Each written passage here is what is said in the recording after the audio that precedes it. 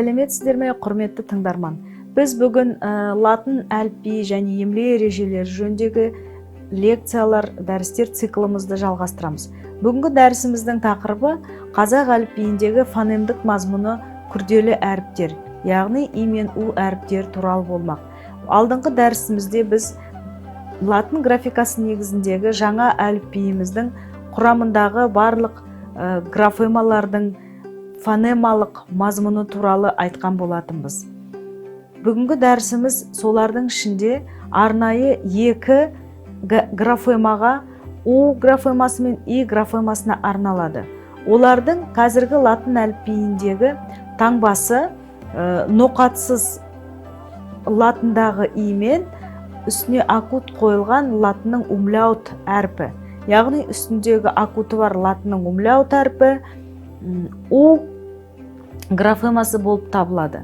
Бұл әріптердің фонемдік мазмұны басқа графемаларға қарағанда күрделі болып табылады. Бұл күрделілік тек қана жаңа латын әліпбиінде пайда болып бекіп жатқан жоқ. Өздеріңіз жақсы білесіздер, қазіргі қолданыстағы кирилл негізді әліпбиде де у мен и-дің фонемалық мазмұны күрделі. Яғни бұл әріптер тек қана бір фонеманы таңбалау үшін таңбалау қызметін атқармайды. Бұлар қазіргі жазуымызда да, латын әліпбиі негізіндегі болашақтағы жаңа жазуымызда да жалаң дауыссыз фонемамен бірге дауысты дауыссыз дыбыстық тіркестерін де таңбалауға қызмет етеді. Осы тұста мектеп мұғалімдерінің, әсіресе бастауыш мектеп, балабақша тәрбиешілерінің бұл біз үшін әдістемелік тұрғыдан қиын болмай ма деген сұрағына қатысты да қажетті ақпаратты айтып кеткіміз келеді. Бүгінгі күнге дейін у мен и-дің таңбалануын балабақшада да мектепте де оқытып келдік. Алайда бір өкініштісі, осы таңбаға қатысты оқулықтардағы білімдер жүйесі жаңа тілтанымдық білімдер мен жаңғырмауының салдарынан әдістемелік тұрғыдан у мен и әріптерін үйретуде көп қателіктер кетті. Соның ішіндегі ең бір өрескелі бұл мысалы у әріпі сөздерде бірде дауыссыз, бірде дауысты дыбысты таңбалайды деген түсінік. Осы түсінік қате болып саналады. Себебі у әрпі тек қана дауыссыз дыбысты таңбалайды. Ал оның дауысты дыбысты таңбалайды деп жүрген контексті бір дауысты мен дауыссыздың тіркесін білдіреді. Яғни дұрысында у әрпі қазіргі кезде қазақ жазуында бір дауыссыз дыбысты және дауысты мен дауыссыздың тіркестерін таңбалайды деп айтуымыз керек еді. Одан да сорақысы, осы у мен и-ге қатысты қазақ тіліндегі дыбыстық жүйе туралы жаңсақ пікірлер қалыптастыратын тұжырымдар бар. Әсіресе педагогикада, әдістемеде, оқу құралдарында бұл жиі кездеседі. Ғылыми теориялық еңбектерде бұндай жоқ. Ол жаңсақ пікір қазақ тілінде у деген дыбыс бірде дауыссыз болады, бірде дауысты болады деген тұжырым. Әсілінде ешқай дыбыс бірде дауысты, бірде дауыссыз бола алмайды. Осы тұста менің балабақша тәрбиешілеріне, сосын мектептің бастауыш сыныбының мұғалімдеріне келтіретін бір жақсы мысалым бар. Дүниеде табиғатынан мысалы ер адам болып жаратылған адам ол бірде әйел бірде еркек бола алмайтынындай, дыбыстар да бірде дауыссыз, бірде дауысты болуы өте сирек, тіпті мүлдем кездеспейді.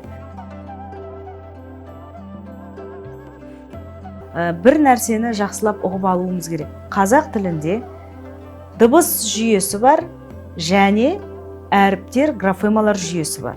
Әріп пен графема ол дыбыс сияқты дауысты дауыссыз болмайды.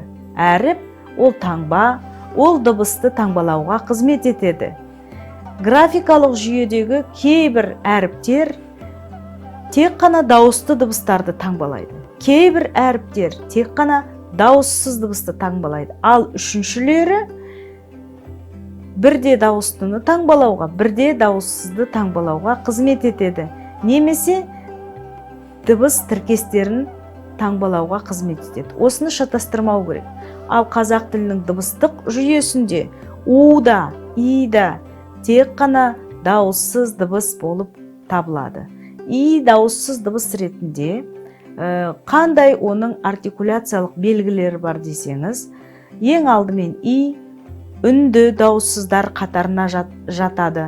И-ді айтқан кезде тілдің ортаңғы бөлігі таңдайға қарай, таңдайдың ортас тұсына қарай көтеріліп, таңдай мен жаңағы тілдің дөңестенген орта тұсының аралығында қуыс пайда болады. Ол қуыс дауысты дыбыстарды жасағандағы қуыстан әлдеқайда тар. Сондықтан да и дыбысы дауыссыздар дыбысынан саналады. Себебі дауысты дыбыстардың жасау кезінде резонатор, яғни ауыз қуысы кең болады. И-ді жасаған кездегі резонатор ауыз қуысы өте тарылады. Міне, сондықтан бұл дыбыс дауыссыздар қатарына жатады. Оның үстіне и-ді айтқан кезде ауаның бір бөлігі ауыздан және бір бөлігі мұрыннан шығады. Ауаның бір бөлігінің мұрыннан шығатынын дәлелдеу өте оңай. Мысалы, ай, тай деген сөздерді мұрындарыңызды қысып тұрып айтсаңыздар, ол кәдімгідей көмескі естілетін болады. Екіншіден, и-дің тағы бір ерекше артикуляциялық белгісі, бұл дыбысты айтқанда басқа дауыссыз дыбыстарды айтқаннан қарағанда ауа көп кедергілерге қақтығысып соқтығыспайды. Сондықтан да и-дің үнді дыбыстар қатарындағы үн басымдығы жағынан бірінші орын алатыны белгілі. Енді у дыбысының жасалуына тоқталсақ, у-дің жасалуы кезінде ерін дөңгелектенеді. У дыбысын айтқан кезде тілде таңдайға қарай сәл көтеріліп, тарылған ауыз қуысы пайда болады. У дыбысын айтқанда да ауаның бір шама бөлігі тек қана ауыз қуысынан емес, сонымен бірге мұрын қуысынан да өтеді. У-дің да дауысты дыбыстарға ұқсас белгілер бар. И сияқты бұл дыбысты айтқан кезде де ауа көп кедергіге ұшырамайды, ауа еркін шығады. Сондықтан да у-дің айтылуы кезінде акустикасында үн басым болады. Осы бір артикуляциялық себептермен болған у мен и-дің акустикалық белгілерін негізге ала отырып, кейбір ғалымдар у мен и-ді дауысты дыбыстар қатарына жатқызған болатын. Алайда дауысты дыбыстар қатарынан бұл дыбыстардың орын ала алмайтыны белгілі. Өйткені дауысты дыбыстар әрдайым буын құрауыштық қызмет атқарады. Бұл дауысты дыбыстардың лингвистикалық функциясы, яғни тіл танымдық айырым белгісі. Дауыссыздан оны айырып тұратын айқын белгі. У мен и буын құрауыштық қызмет атқара алмайды. Олар буынның құрамындағы дауыссыздар сияқты оны жасаушы бір элемент болып табылады, бірақ өздері жеке дара тұрып буын құрай алмайды. Мәселен, ата деген сөздегі алғашқы буын жалаң дауыстының өзінен құралып тұр. Ал у мен и бұндай қызмет атқара алмайды. Сол себепті де біз бұл дыбыстарды дауысты дыбыстар қатарына жатқыза алмаймыз, жатқызбаймыз да.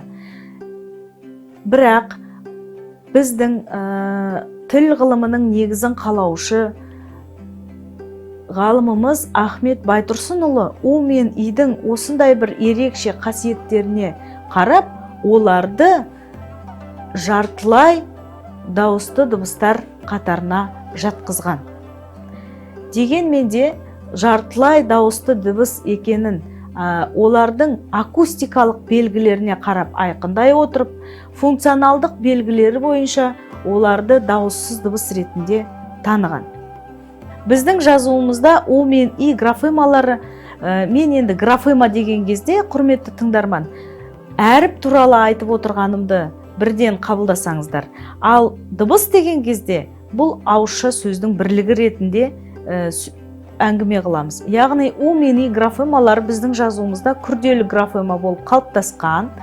Бұл кирилл жазуынан келе жатыр деген кейбір ғалымдардың пікірімен келісуге болмайды. У мен и күрделі графемалары о баста 20 ғасырдың басында таңбалана бастады. Оның негізін қалаған Ахмет Байтұрсынұлы болатын. Біздің зерттеушілеріміз Ахмет Байтұрсынұлы у мен и әріптерін күрделі әріп қызметінде таңбалаған жоқ. Бізде и, и, о-у, ö-у дыбыс тіркестері бөлек-бөлек жеке-жеке әріппен таңбаланды. Оның бастауын Ахмет Байтұрсынұлдан табамыз деген пікір келтіреді. Сонымен бірге и тіркесін бір ғана жалаң и графемасымен, о-у, ö-у дыбыс тіркесін бір ғана жалаң у графемасымен таңбалаудың бастауы да Ахмет Байтұрсынұлының еңбектерінде көрініс берген дегенде ғалымдар бар. Бұл екі топтағы ғалымдардың да пікірі дұрыс. Себебі Ахмет Байтұрсынұлының еңбектерінде осылай екі түрлі таңбалау орын алғанын қазіргі зерттеушілердің деректері дәлелдеп отыр. Олай болатын себебі сол кезде үнемдеп жазудың бір жолы ретінде осындай айтылуы жағынан өте ұқсас келетін дыбыс тіркестерін бір таңбамен беру туралы ой айналымда болған. Сол ойды жетілдіріп, дамытып, кирилл графикасына көшкен кезде қазақ ғалымдары бұл тоқтамға келіп, и мен у әріптері бізде күрделі графемалар қатарына өтеді. Осы тұрғыда неліктен біз атап өткен ы мен и және і мен иді бір таңбамен беру тиімді деген сұраққа жауап берейік. Ы және и, і және и дыбыс тіркестері бір ғалымдардың түсінуі бойынша о және у, ö және у дыбыс тіркестері сияқты бифонемалар деп атауға келетін тіркестер. Бұл жердегі ы да фонема, и да жеке фонема. Себебі бұлардың арасынан буын жігі өтеді. Мәселен, қ, йын десеңіз, бірінші буынның соңғы дыбысы мен екінші буынның алғашқы дыбысы жазуда бір графемамен, яғни и графемасымен таңбаланады. Осы ы мен иді, сол сияқты і мен иді, о мен уды, ö мен уды профессор Нұргелді Уәлиев бифонемалар деп атайды. Бұлардың ерекшелігі, бұлар өздері кездесетін контекстте бір-бірімен тұтасып кетеді. Яғни дыбысталуы жағынан бір дыбысқа өте ұқсас болып кетеді. Сондықтан да бұндай дыбыс тіркестерін бір ғана графемамен таңбалау орфоэпиялық нормаға ешқандай нұқсан келтірмейді дейді.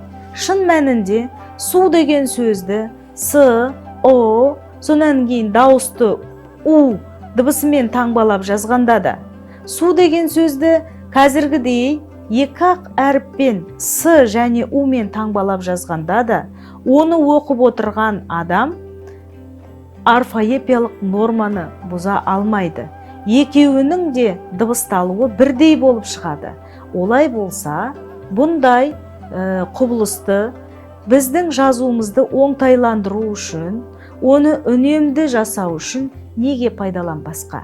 Неге кирилл әліпбиінде қалыптасқан осы бір кодификациялаудың асқан үлгісін латында да неге сақтамасқа деген ой келеді. Бұндай ой жетелеген ғалымдар латын әліпбиіндегі осы таңбаларды мазмұнын тағы да осындай фонемдік құрамын күрделі ғып сақтау керек деп. Яғни кириллдегі дәстүрлі нормаларды бұзбау керек деп емле ережелерінде де осыны егжей-тегжей сипаттап берді. Қазіргі жаңа емле ережелерінде ноқатсыз латынның и таңбасымен берілетін и әрпінің мазмұны мынадай. Ол төл сөздерде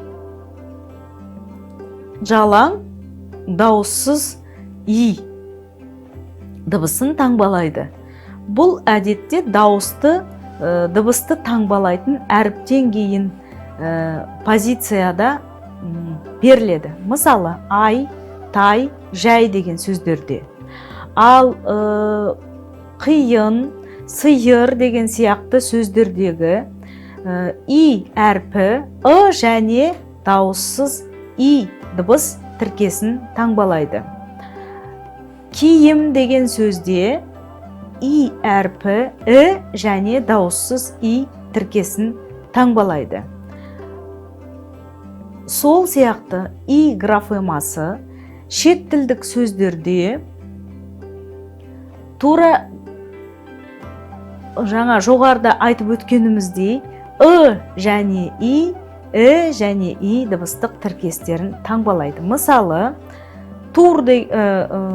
тир деген сөзде т, сонан кейінгі дыбыс сонан кейінгі дыбыс қысқа и, сонан кейінгі тир болып орфоэпиясы беріледі. Бұл жерде бір ескере кететін жайт, бұрын шет тілдік сөздердегі и графемасының фонемдік мазмұнын біз дауысты и деп айтатынбыз. Себебі шет тілдік сөздер орыс орфоэпиясы бойынша айтылуға тиіс деген ереже болды. Алайда латын әліпбиіне көшкен кезде біз шет тілдік сөздердің барлығын қазақ тілінің төл фонемалық дыбыстарымен айтуымызды нормаға айналдырамыз. Яғни қазақ орфоэпиясында ұлттық негізде дамытуға латын әліпби жол ашады. Сондықтан орыс тіліндегі и және у графемалары бар сөздердің фонетикалық транскрипциясында олар қазақ тіліндегідей және қысқа и, және қысқа и, о және у, және дауыссыз у дыбыстық тіркесін білдіретін болады. Күрделі деп отырған небары екі графемамызды әдістемелік тұрғыдан оқыту, үйрету қазіргі тіл мамандары үшін, қазіргі ұстаздар үшін қиын болмайтынына кәміл сенімдіміз. Бұл өзіміздің жағдайды басқа дыбыстық әріптік әліпбиі бар тілдердің жағдайымен салыстырып қарасақ, қазақтың қазіргі әліпбиінде күрделі графемалар саны өте аз. Тіпті жоқтың қасы да деуге болады. Мәселен, орыс тіліндегі қазіргі кирилл әліпбиінде дауыссыз дыбыстарды таңбалайтын әріптердің барлығының құрамы екі фонемадан тұрады. яғни барлығы да күрделі графемалар болып табылады. Ағылшын тіліндегі дауысты дыбыстарды таңбалайтын, мейлі дауыссыз дыбыстарды таңбалайтын әріптердің басым көбіні мазмұны күрделі болып саналады. Өйткені олар бір ғана фонеманы емес, бірнеше фонеманың таңбасы болып қалыптасқан. Сондықтан осы мәселені дұрыс түсініп, біз латын әліпбиіне көшкенде дәрістің басында айтқанымыздай қазақ тілі туралы бұған дейін дұрыс берілмей жүрген білімдерді реттеп, ақиқат объективтік танымға сәйкес болашақ ұрпаққа жеткізуіміз керек деп ойлаймын. Назар қойып тыңдағандарыңызға рахмет. Келесі дәрісте кездескенше.